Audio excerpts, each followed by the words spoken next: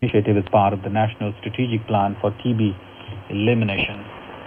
Harvest Festival is parts of the country with traditional enthusiasm in India, especially in Punjab, Haryana, Himachal Pradesh and Delhi.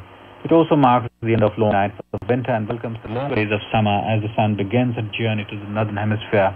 In Assam, Uruka is being celebrated on the eve of Bhogali Bihu, the post-harvest festival. In the 5th Blind Cricket World Cup in Dubai today, Indian skipper Ajay Reddy's all-round performance helped the team beat Bangladesh by 10 wickets. Electing to bat, Bangladesh scored 226 for 6 in the stipulated 40 overs. India chased down the target in just 18.4 overs to continue their winning run. Indian tennis star Ramkumar Ramanathan won his second round qualifying match at the Australian Open qualifiers in Melbourne today. He beat France's Gleb Shafarov 6-4, 7-6 in straight sets. Ramkumar sealed the match by smashing an ace to advance to the third round. The 2018 Australian Open Grand Slam tournament begins in Melbourne on Monday. And before we close, a look at the headlines once again. Helicopter carrying ONGC employees crashes off Mumbai coast. 5 bodies found. Search for other passengers. 7-member delegation of Bar Council of India to meet Supreme Court judges to resolve the issues raised by 4 senior-most judges.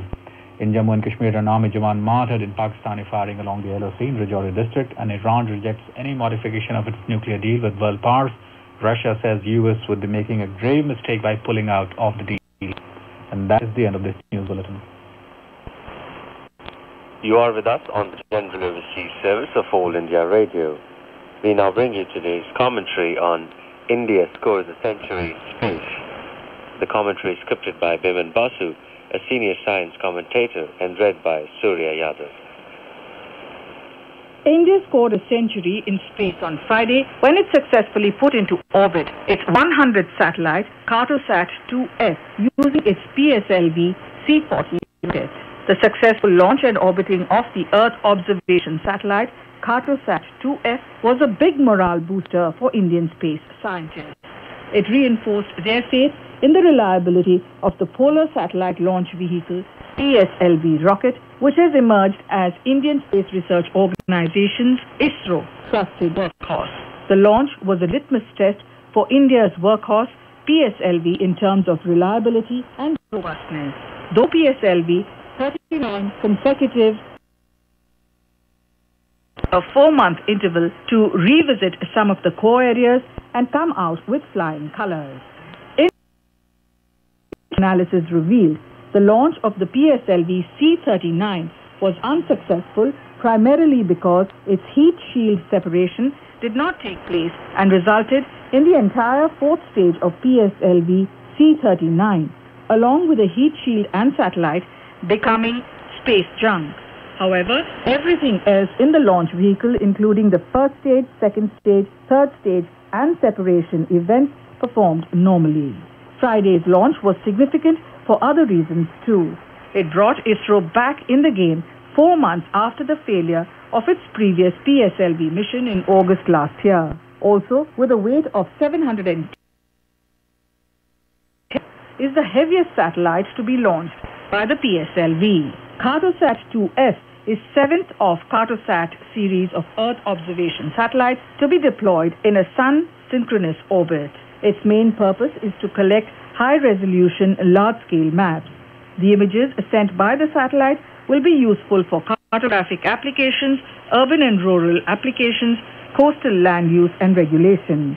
It will also be used for utility management like road network monitoring, water distribution, creation of land use maps, change detection to bring out geographical and man-made features, and various other land information system, LIS, as well as geographical information system, GIS applications. But more importantly, with extremely high resolution of less than 1 meter, it will be useful for surveillance along our borders. Apart from Cartosat 2F, the mission also carried 30 smaller satellites, 1 microsatellite and 1 nanosatellite from India, as well as 3 microsatellites and 25 nanosatellites from 6 countries: Canada, Finland, France, the Republic of Korea, UK and the US. Significantly, the satellites were deployed in 2 different orbits.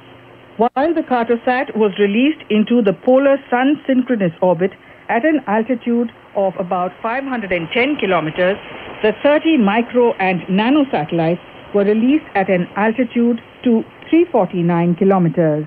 The placement of the satellites in two different orbits made the mission a unique one, requiring multiple shutdown and ignition of the fourth stage engine of the rocket. The entire lift-off process, along with the process of placing the